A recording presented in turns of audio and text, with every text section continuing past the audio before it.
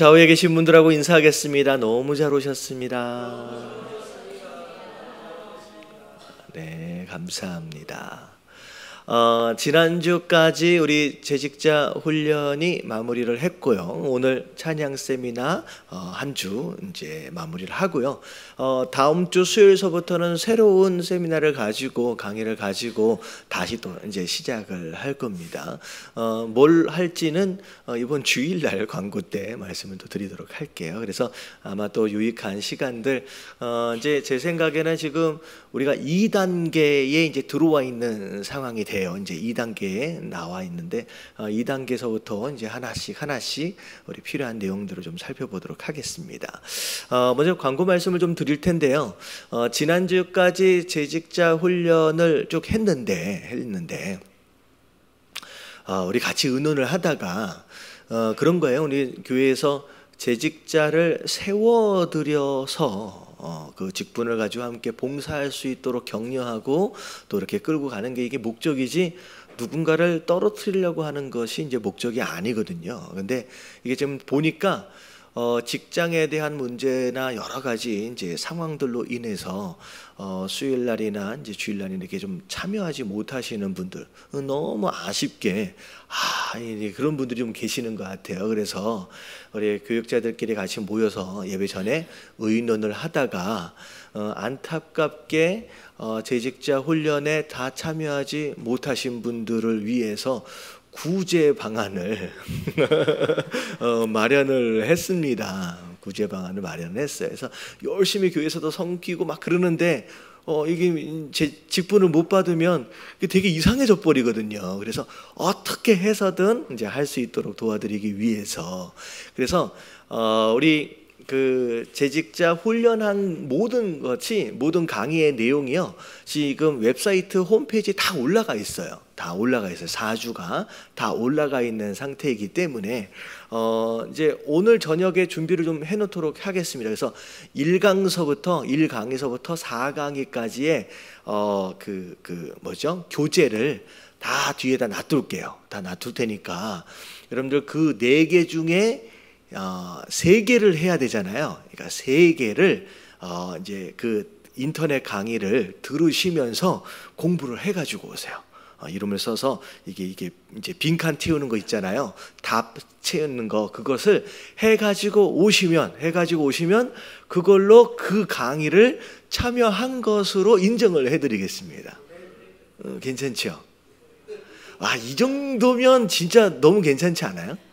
그러니까 어떻게 해서든 이렇게 중요한 것은 이제 와서 함께 참여하는 것도 너무 중요하지만 이렇게 내용에 대해서 숙지하고 훈련되어지는 것도 굉장히 중요하기 때문에 여러분들 그렇게 아셔서 이제 4개 중에 3개를 강의를 들으시고 이제 출석을 하셨든지 아니면 그 강의의 내용을 이렇게 답을 적어가지고 오시면 이제 출석 처리를 해드리도록 하겠습니다. 그걸 언제까지 하시면 되냐면요, 우리 힐링 캠프가 다음 주 토요일 날 있거든요. 힐링 캠프 때까지 거의 10일 정도 남아 있으니까요. 힐링 캠프 때까지 가지고 오시면 그것으로 이제 인정을 해드려서 지금 보니까 재직자로 결단을 하셨는데. 지금 이제 몇 번 이제 한 번, 2번 이렇게 미싱을 하셔가지고 이제 이상하게 탈락이 되려고 하는 그런 분들이 10분이 계세요. 10분이. 이 10분을 제가 어떻게 해서든 구제를 해드려야 되겠다 싶어서 그런 방안을 마련했으니까 그렇게 하시고 혹시 주변에서 또 그런 분들이 계시면 알려주시면요 이제 할 수 있도록 하면 좋을 것 같아요. 그리고 직분자들 가운데 이렇게 수료도 하시고 근데 아직 내가 어느 부서에서 일해야 되겠다라고 봉사 부서를 아직 안 써내신 분들이 계십니다. 이것도 필수 내용이에요. 그러면 이 봉사 부서를 안 써가지고 내면 이거는 이제 직분자로 해당이 안 됩니다. 해당이 안 되니까 여러분들 내가 어느 부서에서 내가 섬기겠습니다라고 하는 것 또한 이번 주일까지는 꼭 써내셔서 정리해 주시면 감사하겠습니다. 되셨죠? 네. 네, 어떤 거요? 저녁 기도에 내일서부터 새벽 예배, 저녁 기도 모임, 금요 예배 다 예배가 없어요. 그러니까 그냥 편안하게 그렇게 쉬시다가 이제 보내시면 이제 오시면 되겠습니다. 되겠죠. 우리 지난주에 우리 전 목사님 강의해 주셨는데 뭐 되게 새로운 내용도 있고 너무 유익한 시간이었던 것 같아요. 그래서 마무리를 애매모호하게 못 하신 것 같아가지고 안타까워 가지고 마무리를 잘 할 수 있도록 제가 오늘 하루도 시간을 냈습니다. 우리 전 목사님 나오실 때 우리 격려의 박수 하겠습니다.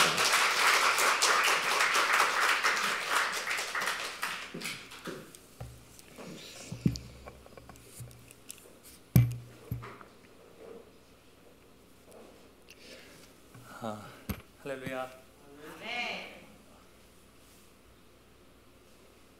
네, 무선 마이크를 쓰겠습니다. 사실 부교육자들이 설교할 시간이 그렇게 많지는 않거든요. 그래서 저도 지난번이 지나고 나면 한참 동안 설교를 안 하겠지 하고 다음에 기회가 되면 또 한 번 하죠 라고 이렇게 말씀을 드렸는데 그 기회가 이렇게 빨리 돌아올 줄은 몰랐습니다. 자, 오늘 말씀 제목은 할렐루야 인생이고요. 우리 같이 봉독하고 싶은 본문 두 구절을 준비했는데요. 두 구절을 함께 보도록 하겠습니다. 먼저 시편 106편 48절입니다. 같이 읽겠습니다. 시작.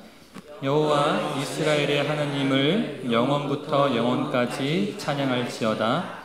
모든 백성들아 아멘 할지어다. 할렐루야. 그리고요.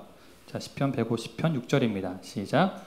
호흡이 있는 자마다 여호와를 찬양할지어다. 할렐루야. 아멘. 할렐루야. 자, 우리가 읽었던 두 구절 끝에는요 다 할렐루야라고 그렇게 끝을 맺고 있습니다.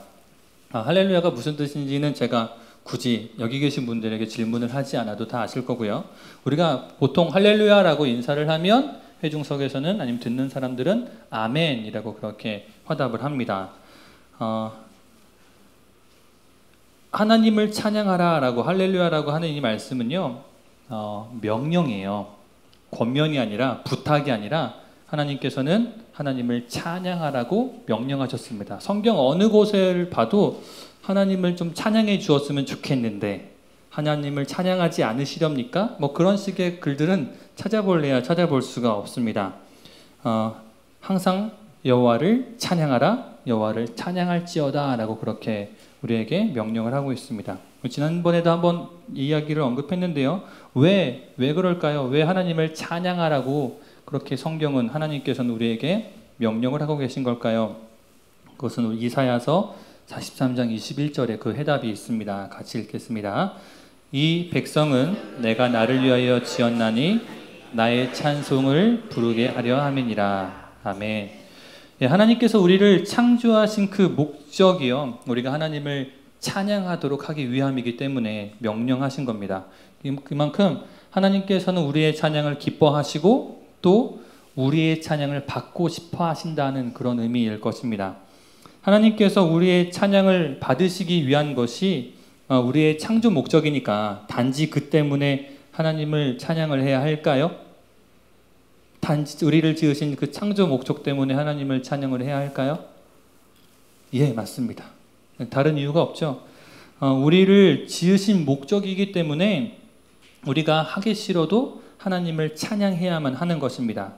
하지만 하나님께서 괜히 우리에게 찬양하라고 말씀하신 것은 아니죠. 하나님의 목적대로 우리가 하나님을 찬양할 때에 우리에게 놀라운 유익함들이 있습니다. 그래서 오늘은 지난번에 말씀드렸던 것 같이 찬양할 때 우리 가운데 어떠한 유익들이 있는지 그 사례들을 간단하게 한번 좀 이야기를 해보려고 합니다. 제가 지금 몇 가지 사례를 드릴 것은요, 찬양의 폭발적 능력이라는 책에서 발췌한 거예요. 이 책은 2003년도에 절판된 책이라 지금은 구할 수도 없는 책인데, 그냥 이 글을 지은 목사님이 자기 얘기를 한 게 아니라 자기 이야기도 있지만 이분의 간증을 듣고 그 미국 곳곳에서 이분에게 나에겐 이런 일들이 있었습니다라고 왔던 그 편지들을 실어서 그 실제 사례들을 올렸던 책입니다. 그 중에 몇 가지를 제가 좀 뽑아봤는데요. 성령 충만한 원더 목사님이란 분이 있었대요.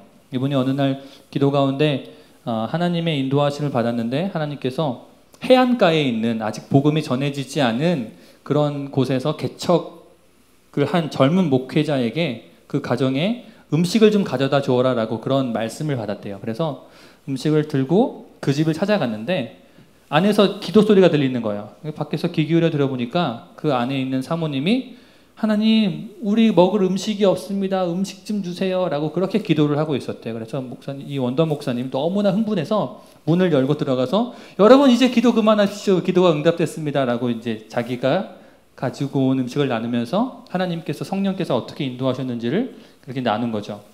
이 젊은 목회자 부부의 사모님께서 이제 막 음식을 할 때마다 냉장고 앞을 지나가면서 계속 근심하는 거예요. 왜냐하면 오늘은 이 원더 목사님이 음식을 갖다 줬지만 내일부터는 또 냉장고가 텅텅 비어서 아이들에게 먹일 음식이 없을 것을 생각하니까 근심에 사로잡혀서 냉장고 앞을 지나갈 때마다 시무룩한 겁니다. 그 모습을 보고 원더 목사님이 사모님 왜 그러세요? 왜 이렇게 표정이 어두우세요? 라고 물어보고 자초지정을 얘기했더니 이분이 이렇게 말씀하신 거죠. 사모님께서 냉장고 앞을 지날 때마다 큰 소리로 할렐루야를 외치면 하나님께서 응답해 주셔서 항상 냉장고를 가득 채워주시리라 믿습니다. 이렇게 원더 목사님이 얘기를 한 거예요. 이 사모님이 원더 목사님 하나님이 보내신 사람이라는 그런 마음을 갖고 그 말에 순종한 거죠. 그래서 냉장고 옆을 지날 때마다 할렐루야 할렐루야 했습니다. 다음 날부터 기적이 나타났을까요? 그래서 너무 좋겠지만 당일날부터 나타나지 않았죠. 며칠이 지날도록 계속 할렐루야만 외친 거예요. 근데 할렐루야를 외칠 때마다 마음속에 이제 얼마 지나지 않아서 이제 하나님께서 주실 그 축복이 너무나 풍성히 느껴져서 그때부터는 큰 소리로 할렐루야를 외쳤다고 합니다. 처음에는 긴가민가하니까 할렐루야 할렐루야 하다가 이 마음속에 하나님께서 채워주실 것이라는 확신이 분명히 들면서 할렐루야를 큰 소리로 외쳤다고 하는 거예요. 그래서 며칠이 더 지나서 이 원더 목사님이 이 젊은 목회자 부부의 가정이 어떻게 됐을까 궁금해서 찾아갔더니 사모님이 목사님이 오는 걸 보고 막 밖으로 달려나와서 목사님 우리 동네에 예수를 믿지 않는 우리가 전한 복음을 믿지 않는 어떤 사람들이 와서 우리의 냉장고를 채워주기 시작했습니다. 며칠 동안 계속 사람들이 음식을 갖다 주는데 더 이상 냉장고에 들어갈 자리가 없어요 라고 그렇게 얘기를 했다고 합니다. 그래서 몇 달 후에도 이 원더 목사님이 이 젊은 목회자 부부를 만났을 때도 마찬가지로 여전히 냉장고 옆을 지날 때마다 큰 소리로 할렐루야를 외쳤고 또 그럴 때마다 하나님께서 이 가족에게 먹을 것을 풍성히 채워줬다라고 하는 그런 사례가 실려 있었고요. 또 이 책을 쓴 이 저자 목사님의 아내 그 조이라고 하는 사모님의 이야기도 실려 있었어요. 저기 두 번째 줄에 보면 너는 21살이 될 때까지 결코 살아남지 못할 거야 라고 했으니까 21살이 되기 이전의 이야기입니다. 아주 심각한 신경쇠약과 정신질환으로 11개월을 고생을 했는데 매일매일 사탄이 너는 21살이 되기 전에 죽을 거야. 반드시 죽을 거야 라고 이렇게 속삭였다 그래요. 근데 여러분 이 사탄이 얼마나 속임수를 잘 쓰는지 아시죠? 이 시간이 지나면서 이게 하나님의 메시지일 것 같다라고 하는 그런 마음까지 드는 거예요. 사탄의 속임수 때문에. 그래서 계속 지내다가 성경을 좀 배우기 시작했대요. 성경을 배우기 시작했는데 분명히 성경에서 하나님께서는 하나님의 백성에게 풍성한 은혜와 장수의 복을 허락하신 그 말씀이 있습니다. 그 말씀을 보고 내가 듣는 이 메시지가 하나님의 메시지가 아닐 것이다 라고 하는 그런 기대감이 든 거예요. 근데 아시죠? 기대감이 들었지만 오늘이 지나면 내일은 또 이 속삭임을 들릴 때 아니야 이게 성령님의 메시지일 수도 있어 라고 하면서 두려움과 안도의 그 파도를 타고 있을 때 조금 더 말씀을 집중해서 배우기 시작했고 이제 조금씩 마음이 평안해지기 시작할 때 부활절 아침이었다고 해요. 부활절 아침에 여러분 그거 아시죠? 우울증에 걸리다가 회복될 쯤 되면 갑자기 한 번 더 우울함이 사람을 덮치는 거 아시죠? 그런 것처럼 부활절 아침이 됐는데 너무 괴로웠던 거예요. 마음속에 오늘을 넘기지 못할 것 같다라고 하는 그런 불안감이 엄습해서 목사님 딸이었어요. 목사님 딸이고 교회 가서 반주도 하고 하는데 저녁 예배까지 교회에 있지 못하고 저녁 예배 중간에 집으로 그냥 와버린 거예요. 집으로 와서 펑펑 울면서 하나님께 자기의 모든 슬픔을 다 토해냈다고 합니다. 그때 하나님께서 말씀하신 거예요. 여기 그녀에게 이번 한 번만이라도 찬양의 그녀의 삶을 다 쏟아보라고. 네. 여러분 여기 굉장히 중요한 키포인트예요. 그녀의 삶 전부를 찬양하는데 쏟아보라고 하는 그 하나님 말씀이요. 그래서 그때 하나님을 찬양을 했고 그때부터 그 다음 날부터 절대로 신경쇠약으로 인한 약을 복용하지 않았고 마음에 평안함이 있었다고 하는 것이죠. 이건 그 사모님이 쓴 글이에요. 가끔씩 절망감이 들 때마다 찬송을 하면 주님께서 그 어둡고 무서운 세력들을 완전히 쫓아주심을 알 수 있었습니다 라고 하는 것이죠. 여러분 찬양할 때요 사단은 우리를 이길 수 없습니다. 우리의 마음에 사단이 주는 두려움이 엄습할 때에 우리가 승리의 찬양을 외친다면 또 하나님께서 주시는 그 마음의 평안함을 외친다면 우리 가운데 분명한 승리의 기쁨이 가득 찰 줄로 믿습니다. 또 소소한 간증거리들도 있는데요. 이 책의 내용이 거짓말이 아니라는 것을 증명하기라도 하듯이요. 어느 지역에 어떤 사람이 보냈다라고 하는 그것까지 다 기록이 되어 있거든요. 펜실베니아에 사는 패트리샤 에스킨이라는 여인의 이야기가 나와요. 이분은 어떤 하루를 보냈냐면 머피의 법칙 아시죠? 아침에 비가 억수같이 내린 거예요. 근데 지붕에서 비가 새기 시작하죠. 출근해야 되니까 어떻게 해요? 그냥 임시방편으로 대충 해놓고 출근을 하는데 아침에 세팅도 했단 말이죠. 예쁘게 세팅을 했는데 비 오면 여성분들 아시죠? 비 오는 날 파마하면 파마가 안 된다는 사실을. 근데 비 오는 날 세팅을 했으니까 예쁜 머리가 미역이 돼서 얼굴을 덮친 거죠. 그러나서 직장에 갔는데 평상시에 하지 않던 실수도 하고 서류도 막 서너 번이나 떨어뜨리고 그렇게 하루 종일 너무나 자기 뜻대로 되지 않는 일을 마치고 집에 돌아오면서 장을 봤습니다. 장을 봐서 집에서 장을 풀어봤는데 빵도 엉뚱한 걸 사온 거예요. 내가 먹고 싶었던 빵이 아니라 다른 빵을 집어온 거죠. 집에서 케이크를 굽는데 케이크가 부풀질 않는 거예요. 이게 뭡니까? 밥도 먹어야 되고 하는데 아무것도 안 풀리는 거죠. 그래서 이제 요리를 하면서 새는 지붕에 거기를 막 정리하면서 요리를 하는데 정리하다가 보니까 음식들이 다 타버린 거예요. 이쯤 되면은 누구나 다 이렇게 한 번쯤 막 욕이 나올 법하죠. 여기서 할 수 없고요. 막 욕이 나올 법할 때 이분 안에서 하나님을 하겠다는 마음에 그 소리가 있었대요. 마음의 소리가 있어서 그 찬양의 가사까지 그 책에 있는데 영어를 번역한 가사라 제가 어떤 노래인지는 제가 정확히는 모르겠고 그 찬양한 곡을 다 끝나고 나서 마음의 평안함과 행복함이 가득 찼다라고 하는 거예요. 그러면서 그 순간부터는 자기가 지금 해나갈 오전까지 밤까지 자기가 집에 돌아와서까지는 다 안 풀리던 일들이 자기가 찬양한 곡을 딱 마치고 나서는 술술 풀렸다라고 하는 그런 이야기고요. 그래서 이렇게 얘기한 거예요. 이렇게 모든 일이 잘 안 되고 절망감이 들 때 찬양은 모든 사물들의 새로운 면을 보게 합니다. 라고 그분이 직접 그 간증의 편지를 이 책을 쓴 목사님에게 보내왔다라고 하는 거죠. 한 가지만 더 짚어보도록 하겠습니다. 다음 화면 보여주실래요? 자, 루스 웨버라고 하는 방송국에서 방송국 PD예요. 이분이 어떤 일이냐면 휴가를 떠났어요. 이 휴가지에서 자기의 가족들이 있는 다른 지역으로 가려고 했는데 기차역에 도착하고 보니까 지갑이 없는 거예요. 어디서 잃어버렸지 막 생각하다가 잘 곰곰이 생각해 보니까 호텔의 공중전화 부스에다 지갑을 놓고 온 걸 생각한 거죠.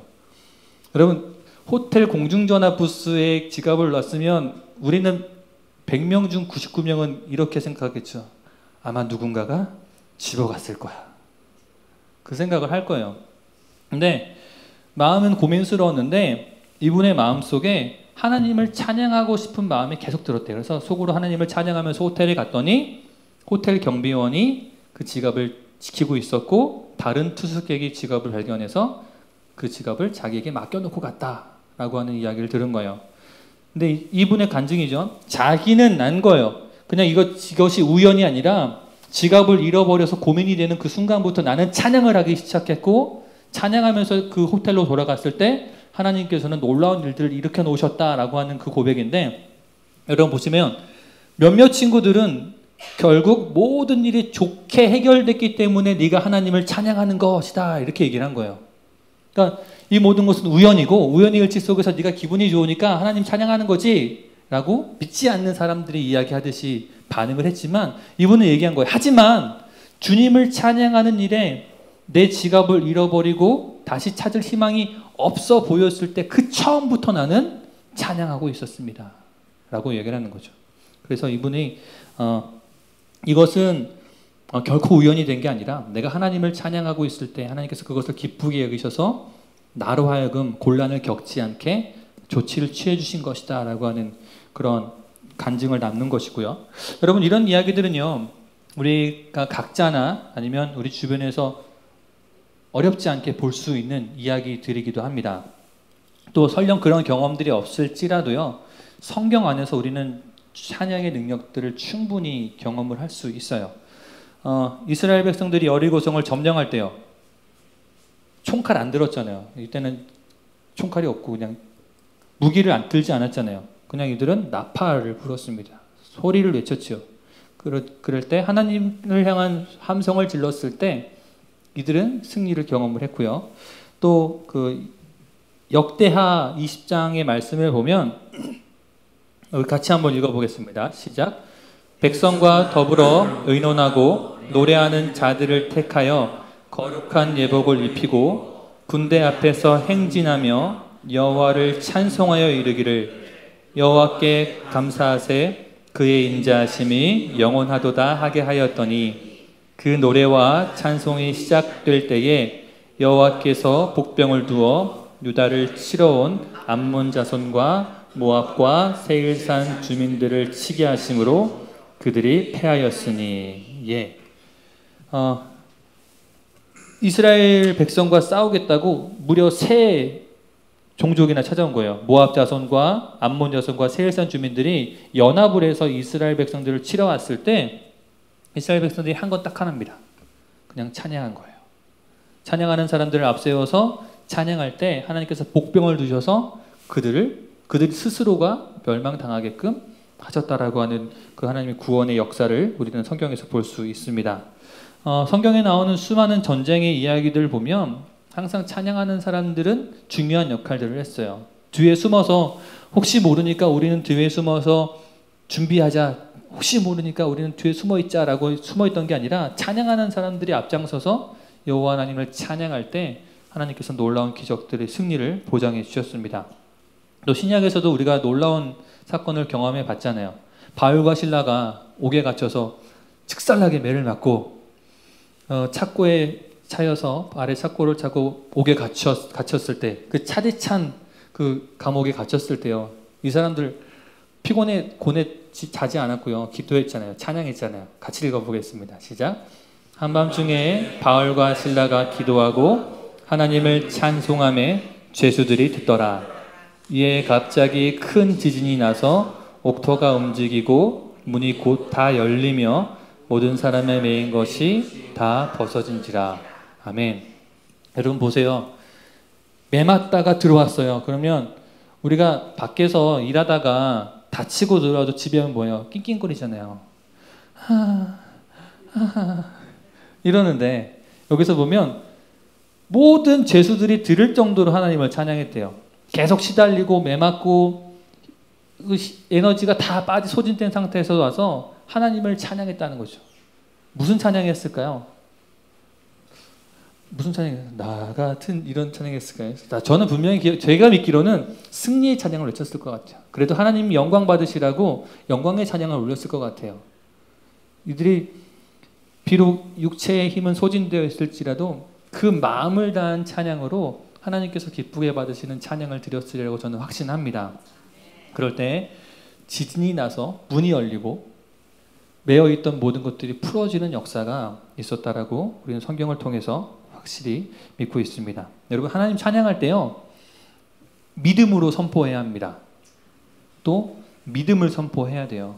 우리가 찬양 한 곡을 부르더라도 그것이 진짜 내 믿음의 고백이어야 되고요. 그것을 믿음으로 선포를 할 때 우리가 자유함을 얻습니다. 우리 안에 있는 문제들이 해결이 되고요. 마음이 회복되고 또한 위로를 얻을 수가 있습니다. 기쁨을 얻고요. 새로운 힘을 얻습니다. 우리가 이런 사례들과 또 성경에서 나오는 것처럼요. 찬양할 때마다 역사하시는 하나님을 경험하기를 간절히 소망합니다. 이 할렐루야라는 말에 어떠한 그 마술적인 힘이 있지는 않습니다. 지난번에도 말씀드렸지만 이 할렐루야는 주술적인 그런 말이 아니에요. 할렐루야를 외치는 일이나 다른 방법으로 하나님을 찬양하는 일들은 우리의 믿음을 고백하는 것이기 때문에 우리가 담대하게 할렐루야를 외칠 수가 있는 거예요. 왜 하나님께서 찬양할 때 놀라운 기적들을 일으키시고 또 기도에 응답을 해주실까? 여러분 시편 22편 3절에 그 답이 있습니다. 같이 읽겠습니다. 이스라엘의 찬송 중에 거하시는 주여, 주는 거룩하시나이다. 아멘. 하나님께서 우리 찬송 중에 거하십니다. 약속하셨어요. 우리 찬송 중에 거하시겠다고요. 그래서 우리가 찬양할 때 하나님께서 자신을 나타내지 않을 수가 없는 거예요. 거하신다라고 하는 이 말은요, 우리 안에 들어오신다라고 하는 그런 의미입니다. 그래서 찬송 중에 우리 가운데 거하셔서 우리 안에 거하시는 그 하나님께서 담대히 우리가 담대히 찬양할 때 그 찬양의 응답으로 우리 가운데 하나님의 임재하심을, 살아계심을, 역사하심을 보여주시는 것입니다. 그래서 하나님의 역사를 우리가 경험을 하게 되는 것이고요. 그렇다면 우리가 어떻게 찬양해야 할까요? 지난번에도 얘기했지만 먼저는 하나님의 영광을 위해서 찬양을 해야 합니다. 우리 찬양하면 이런 유익이 있다. 제가 이제 지금 찬양하면서 이런 일들이 벌어집니다. 일어납니다라고 이야기를 드리니까 우리가 보통 A를 하면 B가 된다, A를 하면 B를 얻는다라고 하는 그런 설교들도 많이 듣게 되죠. 그래서 과거에는 복 받고 싶으면 헌신해라, 헌신하면 복 받는다. 부자 되고 싶으면 많이 헌금해라, 많이 헌금하면 부자 된다라고 그렇게 설교도 듣고 권면도 듣고 그래서 많이 했습니다. 저도 없는 지갑에서 예전에 부흥회 때 목사님 그러시는 거예요. 200만 원 헌금할 사람, 전 200만 원이 없는데. 그러면 100만 원 헌금할 사람, 부흥사님이 오셔서 막 그러시는 거예요. 50만 원 헌금할 사람, 30만 원도 없으면 진짜 아무것도 하지 마 그러시는 거예요. 그래서 30만 원, 제가 그때 학생 때였는데 30만 원 하겠다고 손을 들었죠. 하나님께서 저에게 배로 갚아주셨을까요? 아니요. 저에게 배로 갚아주시지 않으시더라고요. 저는 알았어요. 그 부흥사님이 받고 싶으면 바쳐라라고 했잖아요. 제가 바른 건 하나님이 아니라 2배로 받을 걸 계산한 거잖아요. 여러분 우리가 무언가 받기 위해서 하나님께 드린다는 거, 이거 하나님과 거래하는 거죠. 우리가 하나님을 진짜 신뢰하는 게 아닙니다. 그래서 무언가 받기 위해서 하나님 찬양하는 게 아니라요, 오로지 하나님의 영광을 위해서 찬양하는 그 마음과 믿음이 가장 먼저 선행이 되어야 하는 것입니다. 또 두 번째로는요, 진실하고 간절하게 해야 돼요. 우리가 찬양을 곡조 있는 기도라고 하잖아요. 여러분 기도하실 때 대충 하십니까? 기도하실 때 정말 간절하게 눈물, 콧물, 이게 내 앞이 다 흥건하게 눈물 젖게 기도도 하고요. 기도하면서 하나님께서 응답해 주지 않으시면 하나님 저 정말 죽습니다라고 간절한 마음으로 기도하는 것처럼 그 어느 누구도 기도할 때 거짓으로 하는 사람은 없습니다. 그런 것처럼 찬양할 때도 우리가 한 가사 한 소절 한 소절을요, 진실한 나의 이야기로 고백하면서 찬양을 해야 합니다. 또 세 번째는 적극적으로 찬양을 해야 되는 거예요. 여러분 경건한 예배가 뭘까요? 경건한 예배. 우리가 과거에 이런 얘기 전 많이 듣고 자랐거든요. 청년들이 막 일어나서 막 방방 뛰고 막 소리 지르고 막 손 들어서 막 하고 그러면 경건치 못하게 젊은 것들이 예배의 분위기를 다 망쳐놓는다라고 하는 그런 이야기들을 전 어릴 때 몇 번 들었던 기억이 있습니다. 경건치 못해서 다윗이 방방 떠갖고 마누라가 다윗을 총받죠. 다윗이 경건치 못해서요. 결과가 어떻게 됐어요? 다윗은 인정받았고 그것을 탓했던 그 아내는 하나님께 징계를 받았습니다. 여러분 적극적으로 찬양하는 거, 경건한 예배는요, 그냥 폼 잡고 가만히 앉아서 무게 잡고 하는 예배가 아니라요, 이 찬양 시간에 내가 뜨겁게 선포해야 되면 선포하고 이 찬양의 시간에 내가 손을 들어야 하면 손을 들고, 이 찬양의 시간에 내가 힘써 박수치며 찬양해야 되면 박수하고 하는 것, 그 찬양의 시간에 적극적으로 하는 것이 바로 경건한 예배입니다. 어떤 사람들은요, 찬양 시작하면 물고기 뻐끔뻐끔 하듯이 하는 사람들도 있어요. 제가 찬양을 인도하면서 항상 앞을 주시하는 건 아니고 한 번씩 훑어보거든요. 이쪽도 한번 보고, 이쪽도 한번 보고, 이쪽도 한번 보고, 오늘은 누가 어떻게 예배하나 이런 모습을 한 번씩 보는데 참 다양해요. 어떤 분이 정말로 저분은 내가 기대하는 것보다 훨씬 더 하나님의 은혜를 경험을 하시는구나 라고 하는 것. 저분은 저럴 뿐이 아닌데 오늘은 왜 예배를 저렇게 하실까라고 하는 그런 생각도 드는데요. 찬양을 할 때는요, 누가 요구해서 아니면 왜 찬양 안 해? 라고 윽박질러서 하는 게 절대 아닙니다. 제가 아는 어떤 목사님은요, 찬양을 막 같이 찬양하다가 그 성도들이 찬양하는 그 소리나 반응이 목사님 마음에 안 들면 딱 멈춰 세웁니다. 그리고 성도들을 한번 확 호랑이처럼 잡습니다. 그러면서 다시 크게 박수 치면서 이렇게 해서 합니다. 성도들이 하죠. 왜요? 무서우니까. 그렇게 안 하면 또 세워놓고 혼내키니까. 여러분, 근데 물론 이런 훈련도 필요해요. 내가 적극적으로 찬양하지 않을 때 누군가가 나를 강력하게 이끌어줘서 내가 찬양을 하게 되는 훈련이 생기는 것도 중요한데, 윽박질러서 찬양하는 거 수동적인 찬양이잖아요.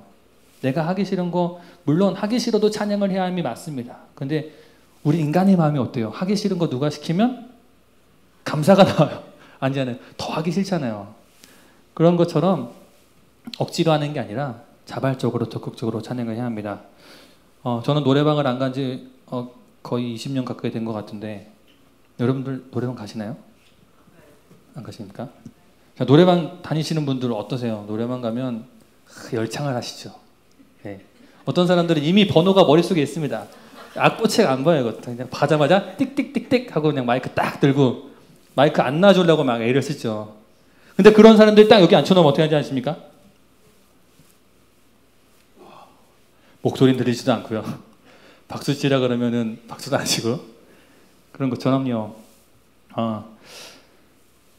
내가 하나님 예배할 때요, 다른 사람을 신경 쓸 필요가 전혀 없습니다. 우리가 함께 모여서 예배하지만 하나님께서는 이 모임 가운데 예배하는 나 한 사람을 바라보고 계세요. 저는 드라마를 보면서 은혜를 참 많이 받거든요. 네. 예전에 그 아주 오래된 드라마죠. 내 이름은 김삼순을 보다가, 그때 제가 전도사 때였는데 정말 은혜를 받아서 제가 그 드라마의 장면에 났던 그 시를 다 외워버렸어요. 알프레드 디 수자의 그 시인데요. 춤추라. 여기 제가 PPT 준비했는데 그 원곡이 이거예요. 춤추라. 아무도 바라보고 있지 않는 것처럼 사랑하라. 한 번도 상처받지 않은 것처럼 노래하라. 아무도 듣고 있지 않은 것처럼 일하라. 돈이 필요하지 않은 것처럼 살라. 저기 잘렸네요. 오늘이 마지막 날인 것처럼인데, 그때 드라마에서는 딱 여기까지만 나왔어요. 여기 노래하라까지. 근데 제가 저걸 보고 너무나 감동을 받은, 그렇지, 세상 사람들이 저렇게 사는데 내가 하나님을 예배할 때 저렇게 해야지. 춤을 추는데 사람들 눈을 의식해서 춤도 못 추고, 하나님을 사랑해야 되는데, 그 사랑을 표현해야 되는데 다른 사람들이 쟤 왜 이렇게 오버야 라고 할까봐 그것이 두려워서 사랑 표현도 못하고, 노래하는데 하나님께 내 마음을 다하는데 다른 옆 사람들이 시끄럽다고 할까봐 내 목소리도 다하지 못하는 거, 그거 얼마나 어리석은 것일까라고 해서 저는 그때부터 저 앞에 적어봤습니다. 같이 읽어볼까요? 하나님께 춤추라. 아무도 바라보고 있지 않은 것처럼 하나님과 사랑하라. 한 번도 상처받지 않은 것처럼 하나님께 노래하라. 아무도 듣고 있지 않은 것처럼 하나님께 일하라. 돈이 필요하지 않는 것처럼 하나님과 살라. 오늘이 마지막 날인 것처럼. 예, 여러분, 저게 진짜 예배자의 모습이에요. 우리가 예배할 때 아무도 바라보고 있지 않다라고 여기면, 우리가, 여러분 그거 아시죠? 제가 여기서 지금 설교하지만 제 진짜 모습은 어디서 나온지 아세요? 집에 가서요. 집에 가서 심지어 우리 아이들도 다 잠들고 저 혼자 TV 보면서 가만히 편안하게 있을 때 제 진짜 모습이 나오는 거예요. 근데 저게 뭐예요? 아무도 보고 있지 않은 것처럼 하나님께 찬양하고 춤춘다는 건 내 진짜 모습으로 예배하라고 하는 거죠. 그래서 예배할 때는 적극적으로 예배해야 되고요. 또 네 번째입니다. 우리가 어떻게 찬양해야 하냐면요. 하기 싫어도 해야 됩니다. 힘들어도 해야 됩니다. 여러분, 우리를 향한 하나님의 사랑이 어떤 사랑인지 아십니까? 뭐 크신 사랑, 좋은 사랑, 저는 이렇게 표현합니다. 그럼에도 불구하고의 사랑이라.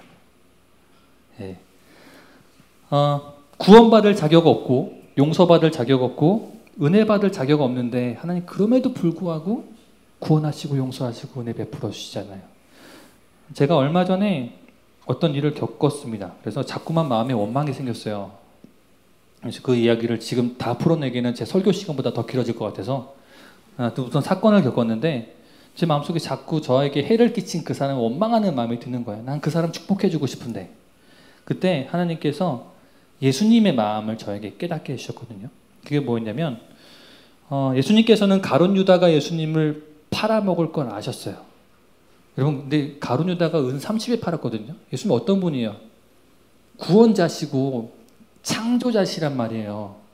온갖 병을 고치시고 바다도 잠잠케 하시는 그런 전능하신 분을 고작 은 30에 팔아먹었어요. 이건 배신도 정말 큰 배신이지 않습니까?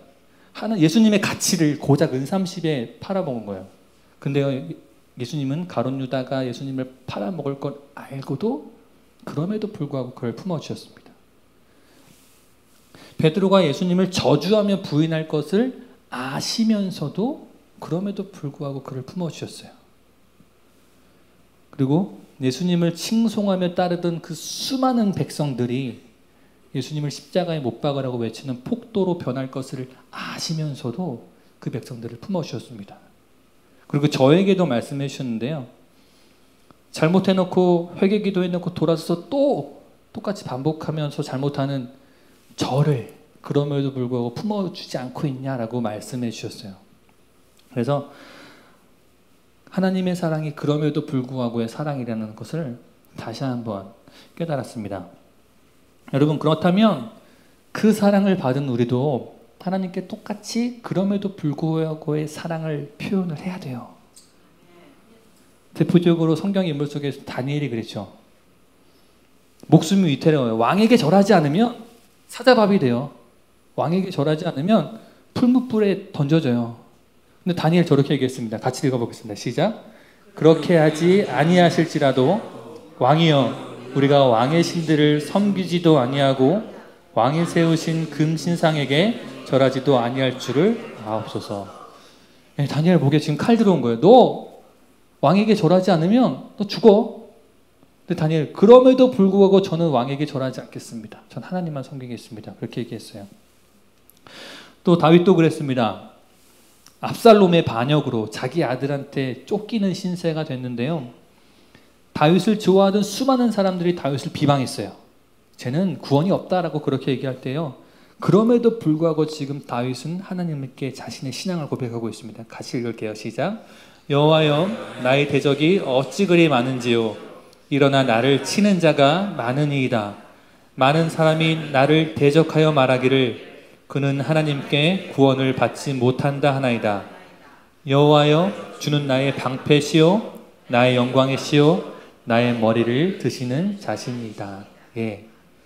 수많은 사람들이 다윗에게 저 다윗에게는 구원이 없다. 근데 다윗은 그럼에도 불구하고 하나님께 나의 구원이 있다라고 선언하고 믿음을 고백을 했습니다. 또 한 사람을 들어보면요. 스데반 집사님이에요. 돌에 맞아 죽는 그 순간까지도요. 자신의 믿음을 포기하지 않고요. 자신에게 돌을 던지는 그 사람들을 축복했습니다. 같이 읽겠습니다. 시작.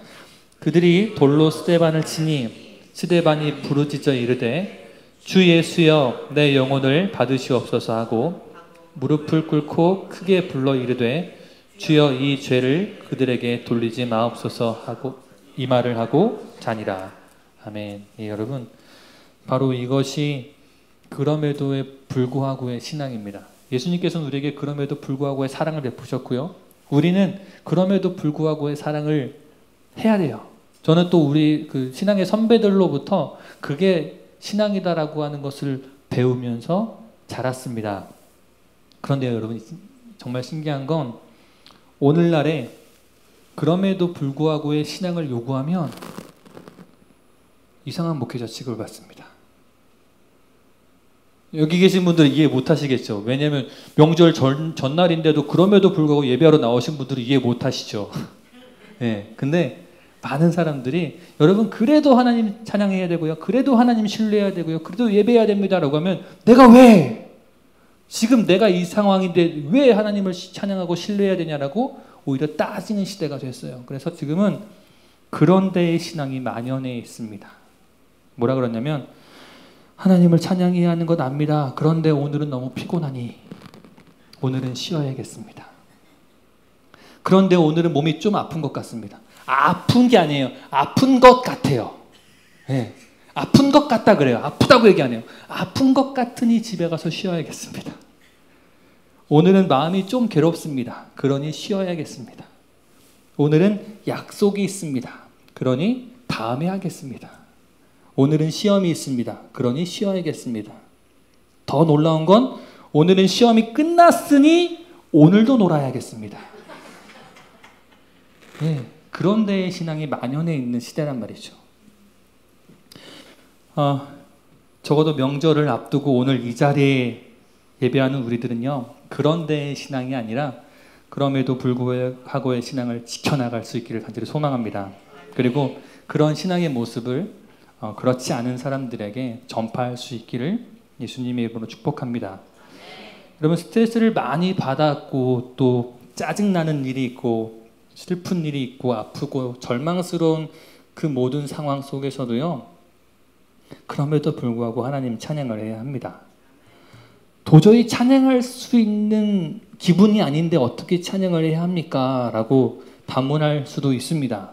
그런데 성경에서는 그래도 하나님 찬양해야 한다 라고 우리에게 가르쳐주고 있는 거예요. 그리고 저도 그럼에도 불구하고의 신앙의 은혜를 많이 경험을 해봤기 때문에 그렇게 이야기를 할 수 있습니다. 여러분 인생의 그 희노애락이 다 담겨있는 시편을 보세요. 시편에 보면 수많은 고난과 좌절의 환경들이 막 기록되어 있는데 시편 기자들은 그 상황 속에서도 하나님 찬양한다라고 얘기를 했어요. 여러분 시편이 그 150편이 5권으로 나눠져 있거든요. 그 5권의 제일 마지막 문장마다 뭐라고 써있는지 아십니까? 할렐루야. 예. 이게 무슨 얘기냐면 우리의 인생의 끝자락에는 항상 무엇이 있냐? 하나님을 찬양해야 된다는 거예요. 우리가 살아가는 그 모든 발걸음의 끝에는 내가 있는 게 아니라 아니면 다른 그 어떤 것이 있는 것이 아니라 나의 발걸음을 인도하신 하나님을 향한 찬양이 자리 잡아야 한다라고 이야기를 하고 있는 것입니다. 여러분 찬양할 기분이 아닐 때 찬양할 수 있는 방법 제가 한 가지 알려드릴게요. 저도 이것을 책에서 보고 한번 실습해 봤는데요. 집에서 혼자서 실습해 봤는데 정말 효과가 좋더라고요. 뭐냐면 너무 기분이 안 좋아요. 찬양할 수 있는 내 컨디션이 아니에요. 그때 여러분 그냥 눈 딱 감고 큰 소리로 할렐루야를 딱 10번만 외쳐보십시오. 할렐루야! 할렐루야! 내가 하나님 찬양해야 한다는 그 사실을 알기 때문에 알잖아요. 그럼에도 불구하고 예배해야 된다는 사실을 알잖아요. 그러니까 나 하나님 찬양할게요. 이를 악물고 크게 할렐루야를 10번만 외쳐보십시오. 그러면 어느새 내 마음속에 평안이 생겨요. 내 마음속에 기쁨이 생기고요. 그 불평했던 어려웠던 마음들이 사라지고 내 안에 빛이 들어옴을 내가 경험을 할 수 있습니다. 그리고 여러분 이건 제가 경험을 했고 제가 읽었던 그 책에서 그 저자가 자신 있게 이야기하는 방법이기도 하거든요. 혹시 여러분들 찬양할 수 있는 마음의 상태가 아닐 때 이것을 한번 실천해 보실 수 있기를 부탁드리겠습니다. 하나님 우리가 찬양하도록 지으셨고요. 우리의 찬송 중에 거하시고 그 가운데 역사하심으로 우리가 하나님을 더 찬양할 수 있게 인도하십니다. 그러니까 계속 우리 찬양의 사이클 속에 우리는 살아가고 있는 거예요.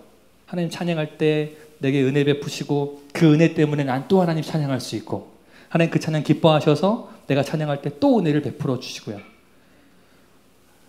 하나님께서 먼저 은혜를 끊으시는 걸까요? 내가 먼저 찬양을 끊는 걸까요? 여러분 내가 먼저 찬양을 끊는 거예요. 하나님 계속 우리에게 은혜 베푸시기를 작정하시고 계획하신 분이십니다.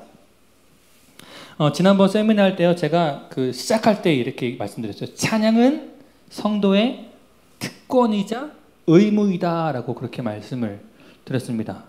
지금 제가 말씀드린 부분들이 다 특권이에요. 찬양하면서 놀라운 하나님의 은혜를 경험을 하게 되는 것이 특권이고요. 그래서 그 특권 때문에 우리가 종일토록 하나님을 찬양할 수 있는 것입니다. 시편 35편 28절을 같이 읽겠습니다. 나의 혀가 주의 의를 말하며 종일토록 주를 찬송하리이다. 시편 86편 12절 시작. 주 나의 하나님이여 내가 전심으로 주를 찬송하고 영원토록 주의 이름에 영광을 돌리오리니. 아멘. 여러분, 시편 86편 12절로 만들어진 찬양이 이겁니다. 왕이신 나의 하나님. 성경 말씀 보여주시면 돼요. 그 앞에 가사 안 보여주셔도 됩니다. 내가 주를 높이고 영원히 주의 이름을 송축하리이다. 이 말씀이 그 찬양이에요, 여러분. 또 말씀을 한 구절을 보면요, 역대상 9장 33절 말씀을 볼까요? 같이 읽어보겠습니다. 또 찬송하는 자가 있으니 곧 레위 우두머리라. 그들은 골방에 거주하면서 주야로 자기 직분에 전념함으로 다른 일은 하지 아니하였더라. 예, 여러분, 이 구절은요, 찬송하는 사람에 대해서 말을 해주고 있습니다. 지금 우리의 환경과 또 우리의 우리가 각자가 하나님을 찬양하는 모습, 또 우리들의 모임들을 잘 생각하면서 들어보세요. 여러분, 이 사람들은요, 골방에 모여서 다른 일들은 하지 않았습니다. 그럼 이 사람들 뭐 하고 있었을까요? 네, 본문을 통해서 우리가, 전 거요. 이거 넘기시면 안 돼요. 본문을 통해서 우리가 유추해 볼 수 있는 건, 다른 일은 하지 않고 주야로 자기들의 일을 심취해서 전념해야 할 만큼 찬양하는 사람들이 해야 할 일들이 그만큼 많았다고 하는 거예요. 그러니까 나는 찬양하니까 당연히 다른 일은 안 해도 돼. 이게 아니라 다른 일은 할 수 없을 만큼 찬양하는 일이 크고 방대했다라고 얘기를 하는 겁니다. 여러분, 여기서 우리가 오해하시면 안 돼요. 나는 찬양하니까 다른 일 안 해도 돼. 절대 이 이야기가 아니에요. 자, 그러면 이 사람들이 골방에 모여서 뭘 했겠느냐? 자, 첫 번째로 주야로 기도했습니다.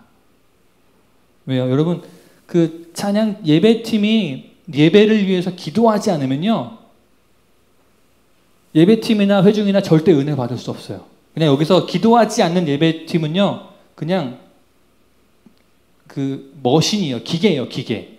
이 사람들은 하나님의 통로가 아니라 그냥 앞에서 찬양하는 기계에 불과합니다. 예배를 섬기기 위해서 기도해야 되고요. 하나님께 올려드릴 찬양을 위해서 기도해야 되고요. 하나님께 드리는 찬양이 자기 만족이 아니라 오직 하나님께서 기뻐하시는 찬양 되도록 기도했다는 거죠. 또 그렇게 기도해야만 하고요. 하나님의 영광과 하나님의 임재가 있도록 기도해야 되죠. 하나님, 우리가 함께 찬양할 때 함께 찬양하는 우리 백성들이 하나님을 진정으로 만나게 해주십시오라고 기도해야죠. 주야로 기도했다고 생각해 볼 수 있어요. 특별히 여러분들 교회 오실 때, 교회 오셔서 자리에 앉으면 기도하시잖아요. 그때 여러분들이 하나님께 드릴 찬양에 대해서도 기도하십시오.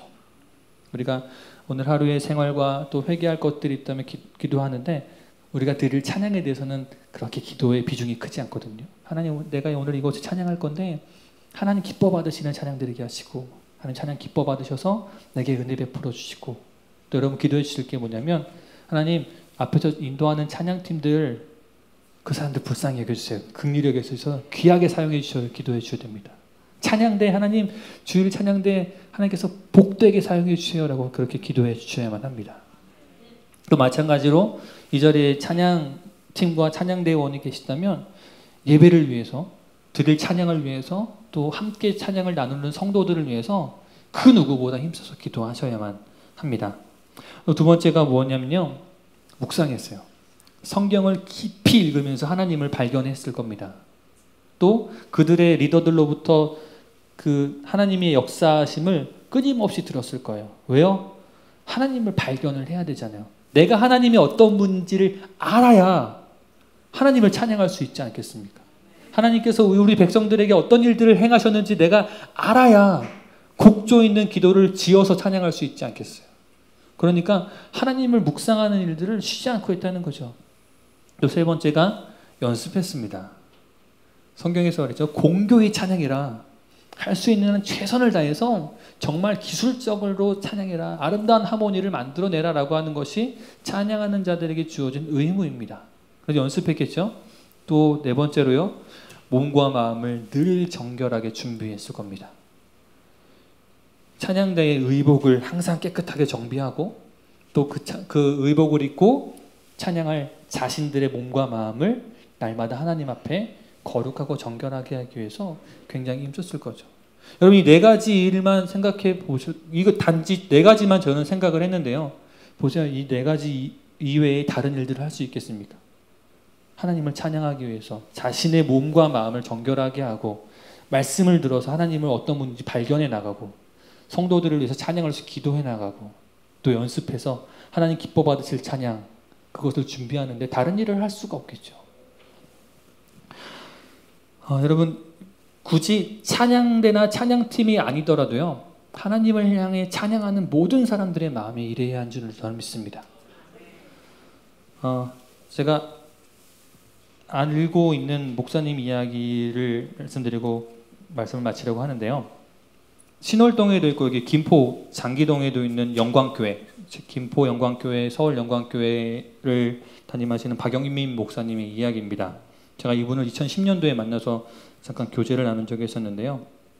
이분이 말씀하시는 거예요. 2010년도에 우리 교회 5년 전에 찬양대 없앴습니다 라고 말씀하시는 거예요. 그러니까 2005년도에 이 교회는 지금은 모르겠어요. 2005년도에 찬양대를 없앴어요. 이 목사님 말씀하시는 게 이겁니다. 찬양하는 사람들이 교회의 각 부서, 기관, 그 기관들에서 핵심 멤버들인데 리더로 일하는 사람들인데 그들이 예배 시간 1시간 전에 나와서 연습하고 예배 끝나면 연습 시간 1시간 하고 집에 획 돌아가 버린다. 그러면 전도는 누가 하고 교회는 누가 돌보고 교회 학교는 누가 세우고 그래서 아주 힘들었지만 찬양대를 없애버렸다고 하는 거예요. 찬양대에서 일해야 될 각 기관과 부서의 핵심 리더들은 다 부서로 돌아가서 자신들의 해야 할 진짜 사명 감당하라고 그렇게 돌려보냈다라고 하는 거예요. 여러분 이게 무슨 말일까요? 이 목사님은 도대체 무엇을 받기 때문에 찬양대를 없애버리고 다 기관으로 돌려보냈을까요? 나 찬양하니까 다른 일 안 해도 돼 이렇게 생각해버렸다는 거예요. 성도들이. 난 내가 해야 할 헌신의 몫은 찬양팀 찬양대로서 다 한 거야 라고 그렇게 스스로를 위로한 거예요. 왜냐면 여러분 제일 쉽거든요. 편하거든요. 그리고 앞에 나와서 있기 때문에 사람들한테 칭찬받거든요.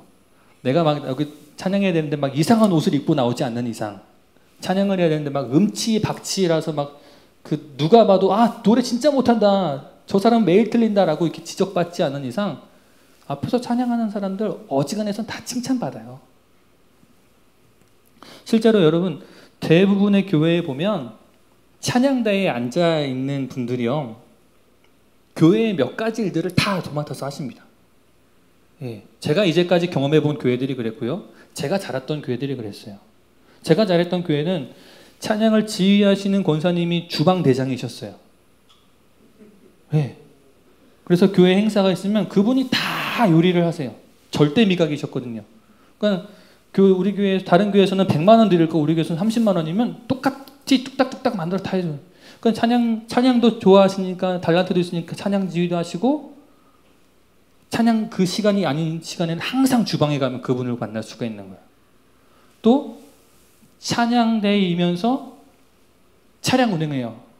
예배 끝나고 찬양 운행. 또 찬양대회를 하면서 찬양팀을 하면서 교사를 합니다. 그런 케이스는 우리 교회에서도 있죠. 생각해 봤어요. 굳이 찬양대나 찬양팀을 하지 않아도 충분히 바쁜 사역들인데 왜 이렇게 사람들이 찬양대를 같이 하는 걸까? 찬양팀을 같이 하는 걸까? 여러분, 두 가지 이상을 같이 하시는 분들 한번 곰곰이 생각해 보세요. 나는 왜 찬양 같이 하지?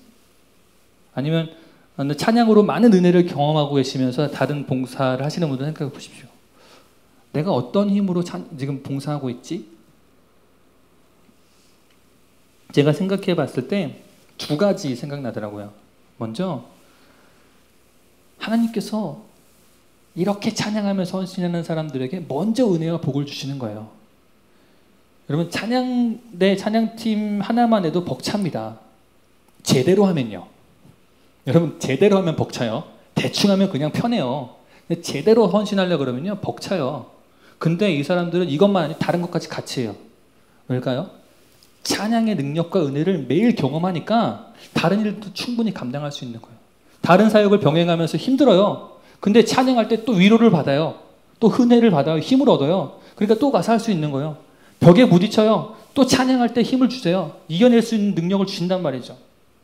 그러니까 자기가 먼저 은혜를 충분히 받으니까 두 가지 일을 하는 게 이분들에겐 무리가 아닌 거예요. 또 두 번째는 생각했던 게 뭐냐면, 여러분, 이것도 제가 사역하면서부터 교회에서 줄곧 들었던 건데, 성도들이 그러는 거예요. 찬양팀은 교회의 연예인이다. 공감 못 하시는 표정 들으실 때 이렇게 말씀하세요. 왜냐면 앞에 나와서 알고 있는 사람이건 모르고 있는 사람이건 다 보게 되니까 그 교회 연예인 같은 사람들이다. 그 교회 얼굴이라고 하는 얘기예요. 여러분, 요새는 연예인들을 공인이라고도 하잖아요. 그만큼 사회적으로 미치는 영향력이 크니까. 무슨 말이냐면 찬양팀과 찬양대도 마찬가지인 게, 이분들이 찬양팀도 하면서 찬양대도 하면서 주목받지 못하는 자리에서 헌신하는 모습들을 성도들이 본다는 거예요.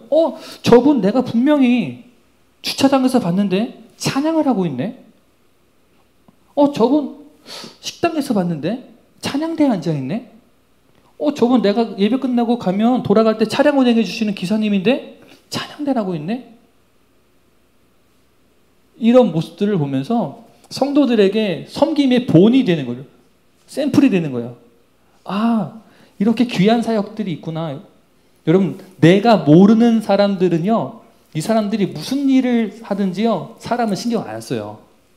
근데 앞에 나와서 보여지는 이 사람이 저 구석에서 인정받지 못하는 곳에서 헌신하고 있는 모습을 보면 다른 사람들이 보고 배우게 된단 말이에요. 저 그걸 배웠어요. 하나님께서 이분들을 통해서 다른 성도들을 가르치시는구나. 그 사실을 깨닫게 됐습니다. 그런데 왜 우리는 이것도 하고 찬양대도 하니까 너무 힘들어. 찬양대 하나만 할래. 왜 이럴까요, 도대체가? 찬양대를 선택하는 이유가, 이거는 찬양팀과 찬양대에게 질문하는 건데요.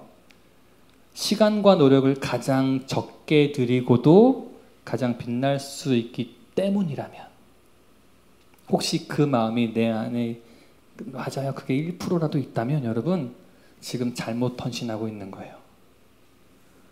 제가 담임 목사가 아니라 찬양팀을 해체하십시오라고 말씀을 못 드리지만, 여러분 그 마음이 내 안에 1%라도 있다면 회개해야 돼요. 회개하고 하나님께 질문해 보시죠. 하나님, 찬양팀이 아니라, 찬양대가 아니라 내가 진짜로 있어야 할 자리가 어딥니까? 주님 원하신다면, 가라신다면 내가 그곳에 가서 헌신하겠습니다 라고 질문해 보십시오. 질문해서 거기서 진짜 하나님 기뻐하시는 헌신을 하셔야 돼요. 찬양을 굳이 앞에 나와서 하지 않아도 충분히 은혜 받을 수 있습니다. 여러분, 찬양팀과 찬양대가 진짜 예배자인지 아닌지 구분하는 방법 알려드릴까요? 네. 찬양대, 당분간 찬양대 좀 쉬어. 이렇게 말씀해 보십시오. 그 다음에 그 사람이 회중의 자리에 앉아있으면 그 사람 예배자예요. 근데 앞에서는 정말 막 아름답게 찬양하다가 나 찬양대 지금 좀 쉬어요 라고 하면서 이 자리에 없으면 그 사람은 여기서 쇼맨으로 있던 거였어요. 여러분, 이건 99% 정확한 겁니다.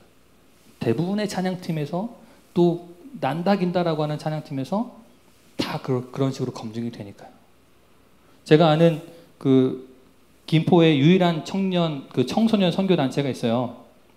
거기 굉장히 유명했고 지금 해체가 되고 없는데 거기를 담당하는 전도사님이 그랬다는 거예요. 야, 너 다음 주부터 우리 예배 안 할 거니까 네가 나오고 싶으면 나오고 나오기 싫으면 나오지 마라고 했더니 대부분의 아이들이 안 나왔다라고 하는 거예요. 네가 진짜 하나님 예배하고 싶은 마음이 있으면 그때 와서 예배하자. 근데 많이 안 왔다는 거예요. 몇 명만 왔다라고 하는 거예요. 그러니까 앞에 나와서 기타 치고 드럼 치고 베이스 치고 노래 부르고 마이크 잡고 이 마이크로 빵빵하게 들리고 조명 막 화려하게 나오고 앞에서는 막 회중들이 같은 또래 아이들이 막 방방 뛰면서 찬양해 주니까 거기에 만족을 느낀 거예요. 진짜 하나님 예배한 게 아니라. 여러분, 우리가 진짜 하나님 찬양하는 사람들이길 소망합니다. 저도 매일같이 고백합니다. 여러분, 제가 찬양을 인도하면서도 하나님 앞에 떳떳할 수 없는 부분들도 있어요. 우리 성도들은 늘 예배 은혜 받겠다고 막 작정하면서 나오는데 나는 그만큼의 열정과 간절함으로 찬양을 인도하는가라고 질문을 해보면 저는 숨고 싶어요. 제가 예전에 전도사 때 금식 부흥회를 했어요. 해마다 신년 3박 4일 동안에 금식 부흥회를 하는 교회에 있었는데 저는 금식을 안 했거든요. 근데 한 3일쯤 됐을 때 마지막 날 마음에 찔림이 오는 거예요. 성도들은 금식하면서 은혜 받겠다고 금식하면서 예배당에 나오는데 나는 찬양 인도한답시고 금식은커녕 밥 꼬박꼬박 먹으면서 찬양을 인도하는 게 너무 미안한 거예요. 나도 좀 금식하면서 찬양 인도를 하면 좋겠는데 그래서 그날 아침부터 금식을 했습니다. 미련하게 물도 잘 안 먹은 거예요. 물이라도 좀 먹었어야 되는데 그날 저녁에 이제 마지막 날은 얼마나 뜨겁습니까? 부흥회인데 마지막 날에 자녀들은 예언 쾅 기절을 해버렸어요. 그래서 그 다음부터 마지막 날을 잘 안 불렀어요.